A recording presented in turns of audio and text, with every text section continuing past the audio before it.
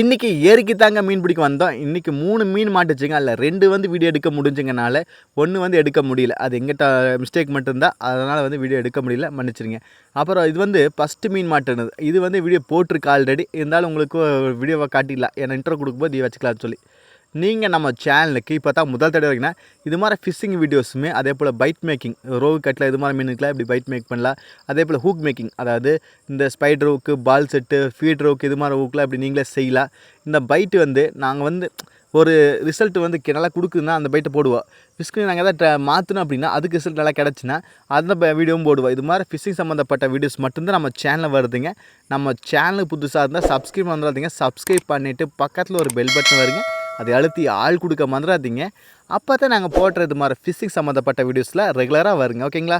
இது வந்து ஃபஸ்ட்டு மீனுங்க. இது வந்து ஒரு 1.5 கிளாஸ் சைஸ் வருங்க. இப்போ அது நல்லா ஆட்டம் காட்டியிருக்குங்களா, சூட்டிப்பாக நல்லா சுறுசுறுப்பாக இருந்துச்சு. நல்லா 1.5 கிளாஸ் சைஸ் வந்தாலுமே நல்லா சுறுசுறுப்பாக நம்மளுக்கு டஃப் கொடுத்தாங்க. ஓகேங்களா?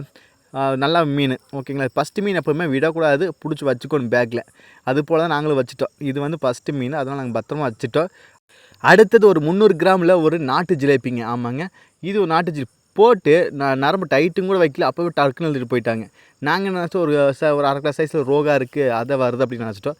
ஆனால் பக்கத்தில் வரும்போது ஜிலேபி. உங்களுக்கு எத்தனை பேர்த்துக்கு ஜிலேபி மீன் பிடிக்குன்னு சொல்லுங்கள். எனக்கு கண்டிப்பாக ரொம்ப ரொம்ப பிடிச்ச மீன் ஜிலேபி மீன். ஓகேங்களா? இது பார்த்து கண்டிப்பாக ஒரு 300 கிராம் தாராளமாக வருங்க. இப்போ பார்க்கும்போது குட்டியாக தெரியும், ஆனால் அவர் கீழே வச்சு அந்த கையை வச்சு பார்க்கும்போது தான் தெரிஞ்சு உங்களுக்கு தெரியும் வீடியோவில்.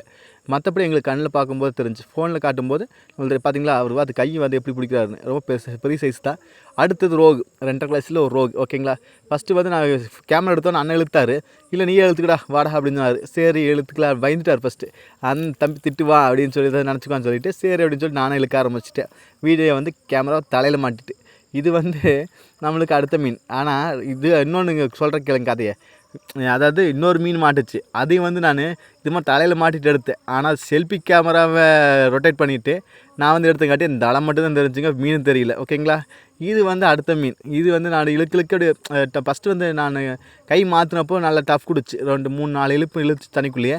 அப்புறம் அப்படியே நான் மெதுவாக இழுக்க ஆரம்பிச்சிட்டேன். ஏன்னா விஷயம் இழுத்தா நம்மளால் சூஸ்ட்டு வந்து இங்கே ஆட்டம் காட்டுவான்னு சொல்லிட்டு அப்படியே கொஞ்சம் டஃப் கொடுத்துட்டேன். அதாவது கொஞ்சம் டயர்ட் ஆகட்டுமே அப்படின்னு சொல்லிட்டு. அப்போ நான் இழுக்கு அப்படி வந்தார்.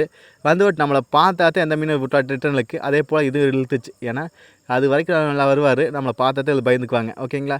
இப்போ அப்படியே சரி நான் தண்ணி வந்து ஒரு 2 அடி கம்மியானங்காட்டி நான் அப்படியே தரையை இழுக்க பார்த்துட்டேன். அதாவது அப்படியே கையை வச்சு ஏற்றிலாமல் நினச்சி கையை வச்சு அப்படியே இழுத்தேன். அப்படியே அண்ணனை சொல்லிட்டேன், இழுத்துக்கடா அப்படின்னாரு. அப்படியே இழுத்துட்டேன். ஓகேங்களா? இது ஒரு 2.25 கிலோ தாராளம் வருங்க. ஒரு நீட்டமான மீன். ஓகேங்களா? நல்லா குண்டாலினால் நீட்டமாக நல்லா வளர்ந்துட்டார். நான் போப்போ டக்குன்னு வளர்ந்து ஒரு 2 மாதம் விட்டுருந்தா 3 கிலோ டக்குன்னு ஆயிருப்பார். அப்புறம் நீட்ட போக்காக வந்துட்டுப்பார். நீட்ட போக்கு ஆயிடுச்சு. இப்போவே நல்லா சைஸான மீன். நீங்கள் எத்தனை பேர் மீன் பிடிச்சின்னு சொல்லுங்கள். உங்களுக்கு மீன் பிடிக்கிற ஏதாவது அனுபவம் இருந்துச்சுன்னா சொல்லுங்கள். மீன் ஏதாவது பிடிக்க சந்தேகமாக இருந்தால் நம்ம சேனலை ஃபாலோ பண்ணுங்கள்.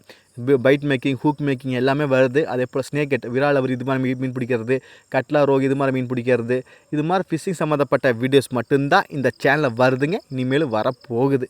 நம்ம சேனலை மோடிட் பண்ணுறதுக்கு சப்ஸ்கிரைப் பண்ணுறாதீங்க. சப்ஸ்கிரைப் பண்ணிவிட்டு பக்கத்தில் ஒரு பெல் பட்டன் வருங்க, அதை அழுத்தி ஆள் கொடுக்க மறந்துடாதீங்க.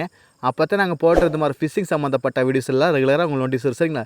நிறைய பேர் பார்க்குறீங்க நம்ம சேனல் வீடியோஸ் எல்லாத்தையுமே, ஆனால் சப்ஸ்கிரைப் பண்ண மட்டும் தான் பண்ண மாட்டேங்கிறீங்க.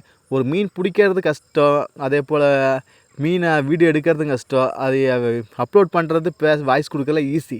ஆனால் மீன் பிடிக்கிறது ரொம்ப கஷ்டங்க. ஒரு நாள் நல்லா நிறையா மீன் மாட்டிடு, ஒரு நாள் மீன் மாட்டவே மாட்டாது. அது மாதிரி எல்லாத்துக்கும் இருக்குது. அதே போல் மீனை கரைக்கேற்றுறது, மீன் மாட்டிடு கரைக்கேற்றுறது கஷ்டம். அதே போல் அது கேமராவில் அதை பார்த்திங்களா, இன்றைக்கி ஒரு மீன் மாட்டுச்சு. அதையும் வந்து நான் பேக் கேமரா எடுக்க ஃப்ரண்ட் கேமரா எடுத்து தலையத்தை எடுக்க முடிஞ்சு.